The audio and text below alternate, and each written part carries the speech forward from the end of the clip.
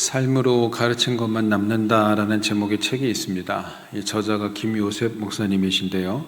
그 책에서 그는 감동적인 한 인생의 이야기를 들려줍니다. 바로 자기 아버지 김장한 목사님의 이야기입니다. 보잘것없는 전쟁과 미군 하우스보이였던 소년 김장한의 인생을 송두리째 바꾼 한 만남이 있었습니다. 당시 한국전쟁에 참전하기 위해서 한국에 와 있던 칼 파워스 상사와의 만남이 바로 그것이었습니다. 소년 김장한이 17살 때 이 어느 날 칼 파워스 상사가 소년 김장한에게 묻습니다. 빌리, 너 미국에 가고 싶니? 이렇게 물어요. 당시에 미국 가는 거는요, 천국 가는 것과 동일시되던 때입니다. 아무나 못 가던 때예요. 너무 급작스러운 제안에 너무 놀라서 대답을 못했습니다. 내가 미국을? 이 칼 파우스가 이어서 말합니다. 이 전쟁 속에서 한 생명이라도 건져내고 싶어. 너 미국 가서 공부하지 않을래? 처음에 그를 의심했어요. 너무 거짓말 같은 제안하니까 왜 나한테 이런 호의를 베풀지? 나한테 거짓말하나? 나를 데려가서 팔아먹으려고 하나? 별의별 생각이 다 들죠. 근데 이후에 그 삶을, 행동을 가만 보니까 거짓이 아니에요. 이 칼 파우스가 이 김장한을 미국에 데려가기 위해서 6개월에 한 번씩 돌아오는 귀국 기회를 5번이나 포기를 합니다. 그리고 계속해서 변함없는 관심과 사랑을 주는 거예요. 더 놀라운 사실은 이 칼 파우스 상사가 결코 부자가 아니었다는 것입니다. 나중에 알게 된 사실인데 그는 미국의 아팔레시아 산맥의 한 탄광촌에서 태어났습니다. 그가 사는 마을은 고작 10가구 정도 모여 사는 산속 마을이었고요. 그가 그 고등학교를 졸업했을 때 한국 전쟁이 터졌고 돈을 벌기 위해서 가난 때문에 입대를 한 거예요. 전쟁에 참가를 한 겁니다. 근데 결국 이 칼 파우스 상사가 부모님과 소년 김장한을 잘 설득해서 미국에 데리고 들어갑니다.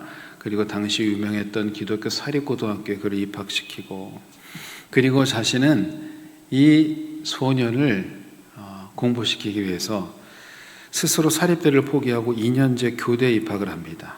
그리고 대학교 등록금을 마련하기 위해서 지역신문에 한국전쟁 고아의 이야기를 실기도 하고 자기 형과 함께 거리에서 모금 공연도 하기도 하면서 그 마을 사람들이 등록금을 모아서 장학금을 주고 이 소년 김장한을 대학 공부까지 다 뒷바라지를 한 거예요. 그리고 자기는 결혼도 하지 못한 채 전기도 들어오지 않는 산골 탄광촌에서 혼자 사셨다는 거예요. 이런 기가 막힌 얘기가 아직도 있습니다. 훗날 이 이야기를 자식들한테 들려주면서 김정한 목사님이 이렇게 얘기했대요. 요셉아, 아버지는 그분에게서 하나님의 조건 없는 사랑을 경험했단다.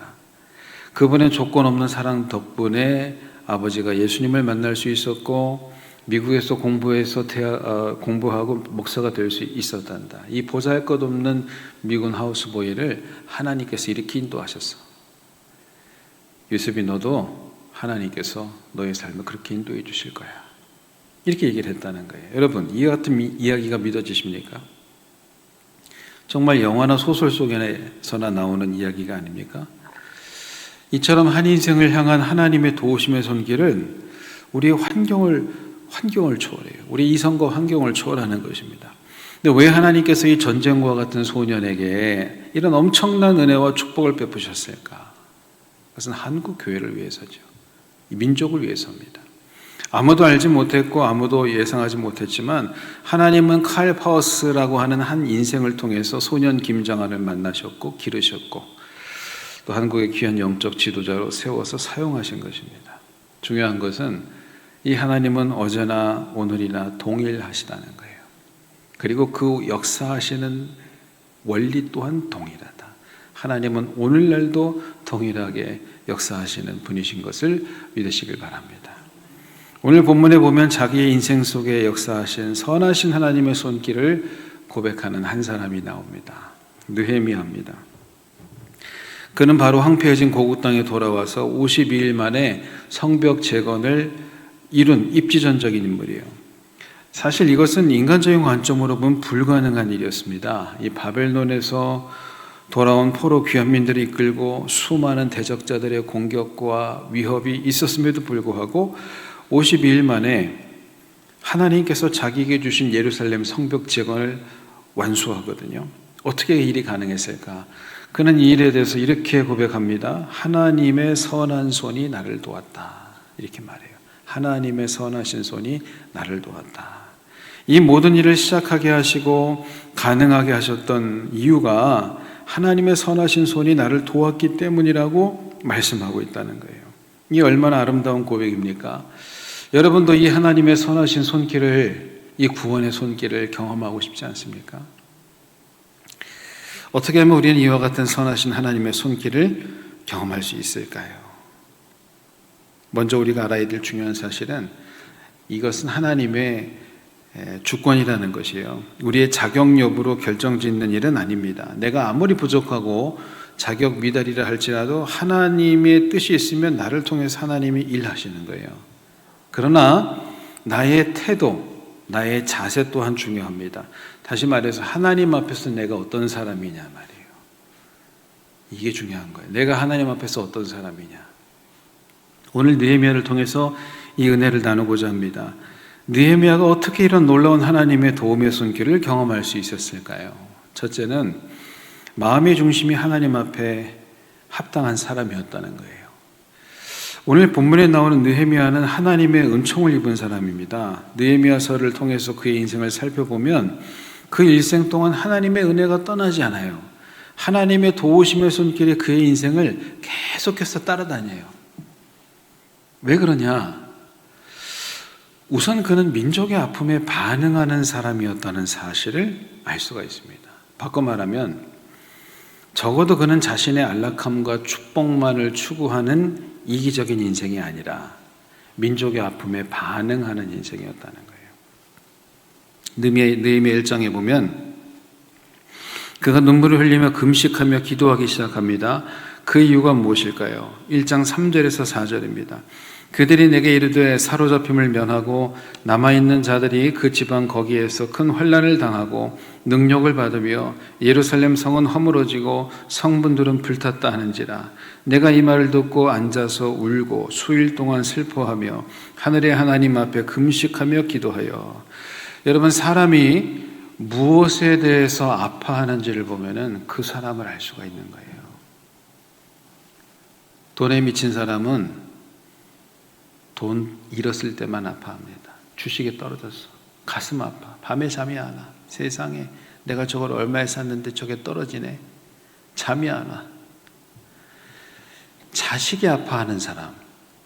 자식의 아픔에 반응 거는 모든 부모의 반응이죠. 그러나 지나친 사람이 있어요. 자식의 아픔이 내 아픔이고 자식이 무너지면 내 인생도 무너지고 세상의 권력과 명예에 자기 인생을 건 사람이 있어요. 기승전결, 권력입니다. 명예입니다. 그거 잃어버리면 나의 인생은 존재 의미가 없어. 나는 도대체 지금 무엇에 아픔에 반응하고 있느냐 말이에요. 그게 바로 여러분이에요. 느헤미야가 왜 훌륭하냐? 일단 그 사람은 민족의 아픔에 반응을 한단 말이에요. 그리고 그 아픔에 반응할 뿐만 아니라 하나님 앞에 민족을 위해서 기도하는 사람이었다는 거예요.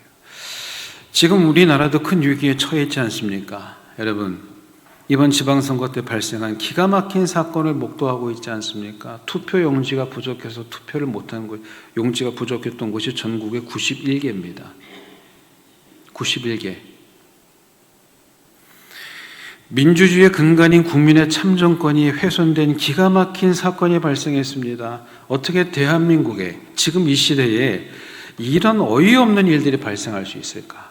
저는 생각해 봅니다. 이번이 처음일까? 나는 아니라고 생각해요. 처음 들킨 거지. 지금 이 사건 때문에 이 부정선거 논란이 전국을 뒤엎고 있잖아요. 이 외에도 기가 막힌 중차대한 국가의 이슈들이 많아요. 이런 소식들을 접할 때 여러분의 마음은 어떻습니까? 마음이 아파요? 눈물이 나요? 기도하고 계십니까? 아니면 정부가 알아서 하겠지 뭐. 먹고 살기도 힘들어 내가 그런 거 신경 쓸 틈이 없어 하고 넘어가십니까? 여러분, 그냥 넘어가면 안 되죠. 이 땅의 그리스도인들이 나라와 민족을 위해서 정말로 눈물로 기도해야 될 때입니다. 지금 느헤미야는 민족의 아픔에 반응하는 사람이었다는 거예요. 사실 그는 당시의 페르시아 제국의 아닥사스다 왕의 술관원입니다. 굉장한 고위관리입니다. 얼마든지 자신의 향락을 위해서 편안하게 살 수 있습니다. 잠깐 눈 감고 귀 막으면 돼요. 편안해집니다. 아무 문제 없습니다. 그런데 그는 그렇게 살지 않았단 말이에요. 자기 민족의 황폐함, 예루살렘 성에 회파된 소식을 들으면서 가슴이 저리고 눈물이 나고 마음이 아파서 기도를 시작한단 말이에요. 그런 마음의 중심은 그 기도의 동기를 하나님께서 받으시는 거예요. 100% 기도의 응답을 받는 비결이 뭐냐?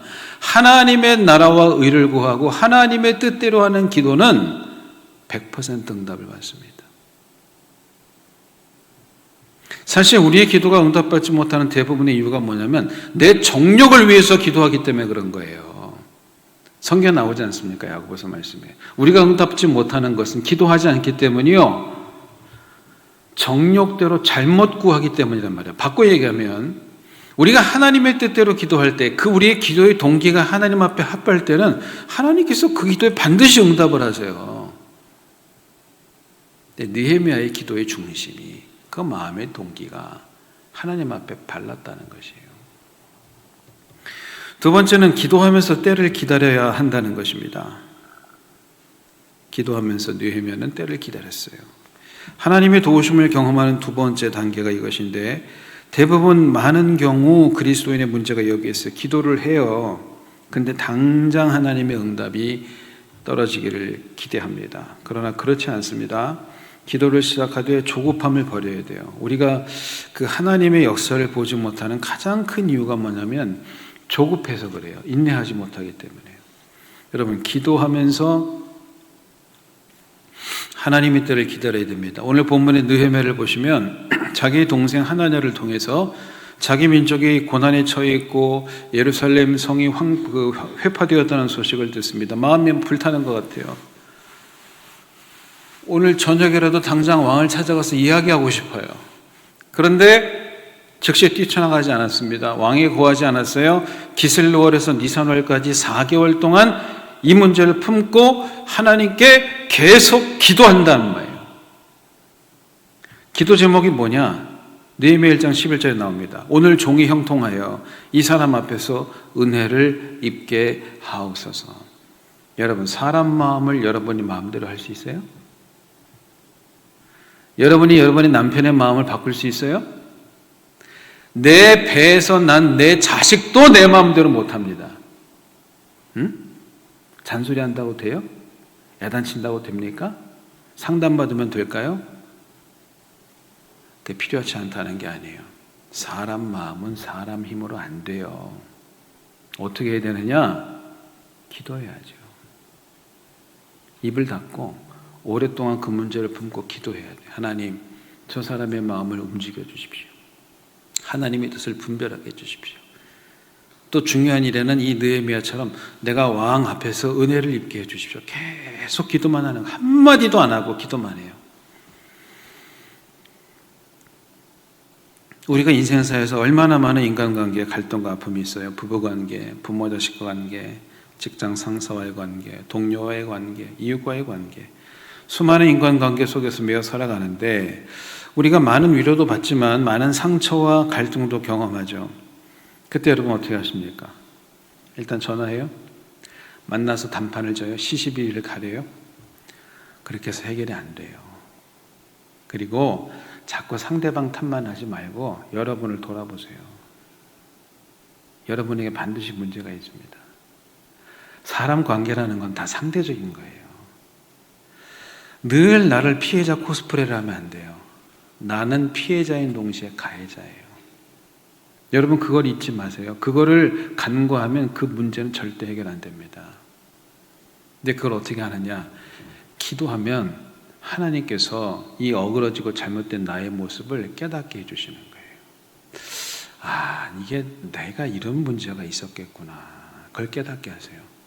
그 준비가 되면 그 다음에 하나님께서 만나게 하시고 그 틀어진 관계의 실마리를 풀게 하시는 거예요.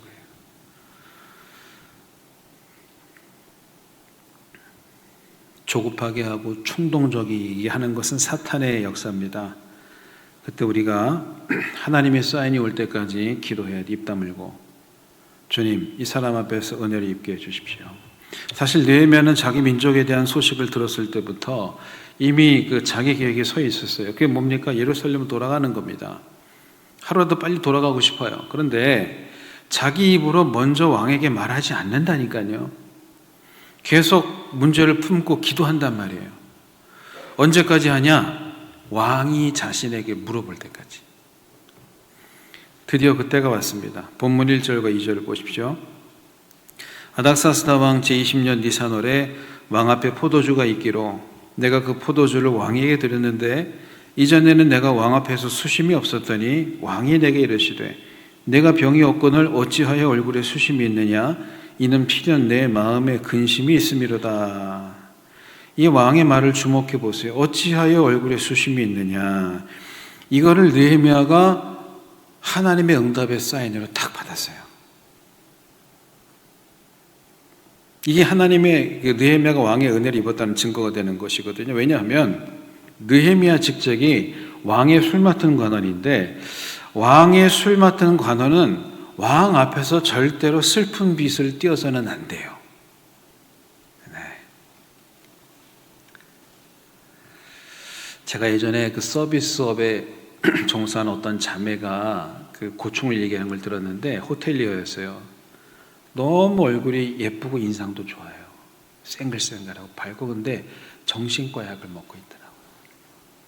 근데 그 이유가 뭐냐면 서비스업이다 보니까 항상 밝은 얼굴로 손님들을 응대해야 되고 진상 손님 만나도 웃어야 되고 이 일을 몇십 년 하다 보니까요. 이 마음과 정신에 병이 든 거예요. 병이. 그게 서비스업의 고충이죠. 절대 슬픈 빛을 비춰서는 안 돼. 항상 웃어야 돼요. 고객님, 그러셨군요. 얼마나 힘드셨을까요? 그러니 사는 게 얼마나 힘들어요. 더군다나 느헤미야가 지금 왕의 절대적인 신뢰를 받는 술 맡은 관원장인데 절대 그 앞에서 슬픈 빛을 띄었다가는 여러분 내 놈이 어느 안전이라고 슬픈 빛을 띄느냐? 이렇게 나오면 끝나는 거예요. 그런데 왕의 질문은 그런 노기 어린 질문이 아니었어요. 진정으로 염려하는 마음으로 묻습니다. 너 요즘에 무슨 일 있냐? 얼굴이 왜 그래? 그렇게 묻는 거예요. 이 질문으로 느헤미야가 응답의 때가 되었음을 느끼는 것입니다. 여러분 여기서 오해하지 말 것은 뭐냐면 물어올 때까지 기도하라는 게 정답을 말씀드리는 게 아니고 그 문제를 오랫동안 품고 기도한 사람은 하나님의 응답의 사인을 내가 알아요. 내가 아는 방식으로 확신이 와요. 내가 이거 1년 동안 기도했는데 이거 하나님의 뜻이구나. 하나님께서 지금 신호를 주시는구나. 이걸 알 수가 있다는 것입니다. 느헤미야는 그것을 이 왕의 질문으로 확인한 거예요. 여러분 우리가 하나님의 도우심의 손길을 경험하기 위해서 기도하면서 하나님의 때를 기다려야 됩니다.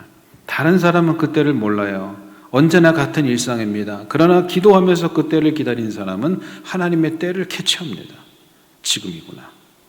그리고 그때가 올 때 하나님의 역사가 시작이 되는 것입니다. 세 번째는 자신이 할 수 있는 모든 준비를 다 해야 돼요. 그 기도하면서 하나님의 때를 기다린다는 것은 아무것도 하지 않는 것을 의미하지 않습니다. 기도하면서 때를 기다리되 자신이 할 수 있는 모든 준비를 다 끝내놔야 돼요. 믿음은 요행이 아닙니다. 믿음이라고 하는 것은 감나무 아래서 감이 자기의 입에 떨어지기를 기도하는 게 믿음이야. 하나님 이쪽으로 감이 딱 떨어지게 해 주시옵소서. 믿습니다. 떨어질 줄 믿습니다. 그건 믿음이 아니에요. 미신이지. 그 믿음은 뭐냐? 하나님 앞에 그 감을 구하면서 기도한 후에 감나무에 올라가서 나뭇가지를 흔들어서 그 열매를 따는 게 믿음이에요. 그 말은 뭐냐면 믿음이란 건 반드시 행동과 액션이 따라간다 그 말이에요. 우리가 잘 아는 대로 이스라엘 백성들이 출애굽을 해서 광야 40년을 했어요. 오매불망 젖과 꿀이 흐르는 약속의 땅을 꿈꿨는데 그 약속의 땅에 들어가니까 어떻습니까? 정말 젖과 꿀이 흐르는 땅이고 아파트도 신축 아파트에 이마트 가깝고 학군 좋고 교통 좋고 지하철 뚫려있고 다 완비가 되어 있죠? 그런 땅이 아니에요.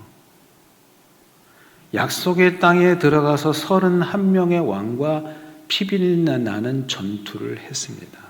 그 땅을 정복한다고요. 모세가 출애굽을 해서 약속의 땅까지 사명을 감당한 다음에 하나님이 데려가시는데 여호수아는 그 땅에 들어가서 늙어 죽을 때까지 평생 전쟁을 했어요. 그 약속의 땅을 차지하기 위해서 가나안 정복 전쟁을 한다고요. 그게 믿음입니다. 가만히 있는 게 아니에요. 내가 할 일을 해야 되는 것이에요. 다시 말해 믿음이란 자신의 노력을 배제하지 않는다는 것입니다. 여러분 느헤미야를 보세요. 왕이 그에게 왜 얼굴에 근심빛이 있느냐고 물었을 때 느헤미야가 뭐라고 대답합니까? 그 내용이 3절부터 8절인데요. 한마디로 자신의 계획을 막 일사천리로 풀어놓습니다. 기다렸다는 듯이 왕이시여. 제가 이런 말씀을 드려도 될지 모르겠습니다만 우리 고국에 이런 일이 생겼고 저런 일이 생겨서 제가 가야 하는데 이걸 가려면 제가 이런 물질이 예산이 이만큼 들고 왕의 군사가 필요하고 그 통과할 때 왕의 조서가 필요하고 이렇습니다. 이렇게 저렇게 도와주십시오. 이야, 일사천리로 그냥 왕 앞에서 쫙 자기 계획을 얘기하는데 그 얘기는 뭐 얘기하느냐? 준비를 다 해놓은 거예요. 준비를. 우리 교회 건축이 1년 딱 한 달 걸렸습니다. 남들은 어떻게 빠른 시간 안에 한 번의 중단도 없이 왔느냐고 얘기했지만 전 사실 오래전부터 준비를 해온 거예요. 내 나름대로 기도하면서 얼마나 많은 시간들을 준비했는지 몰라요. 그러니까 시작하고 전광석화와 같이 끝내버린 거예요. 어려움이 있어도. 모든 일이 다 그렇습니다. 여러분 남들 볼 때는 빛나는 순간만 사진을 찍고 영상을 찍고 영광을 돌리지만 그 단상에 서기까지 그 메달을 목에 걸기까지 지옥 같은 세월을 훈련하면서 지켰던 운동선수들 보세요. 월드컵 시작하지 않았습니까? 실력이 하루아침에 안 돼요. 올림픽도 마찬가지. 메달 목에 거는 게 쉽습니까? 그 지옥 훈련을 견디는 거예요. 그 세월 동안 준비하는 거예요.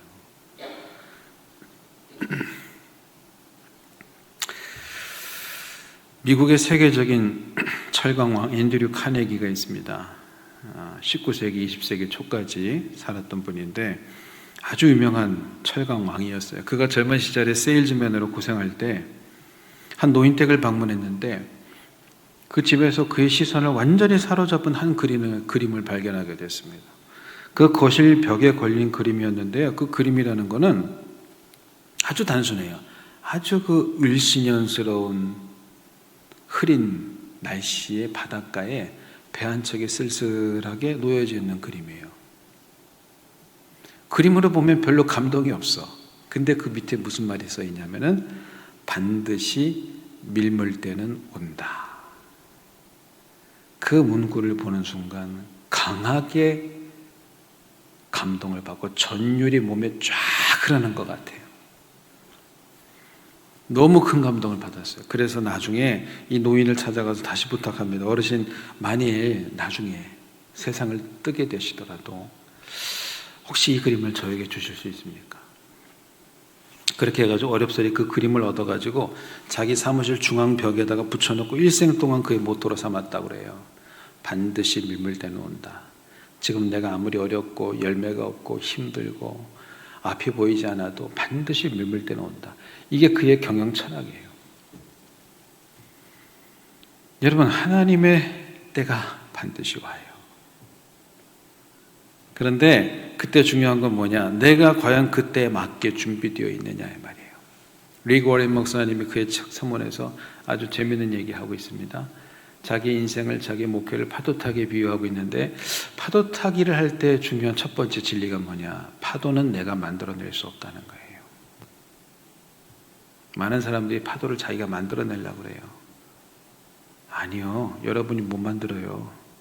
파도는 나한테 오는 거예요. 두 번째 진리, 좋은 파도를 놓쳤다고 낙심하지 마라.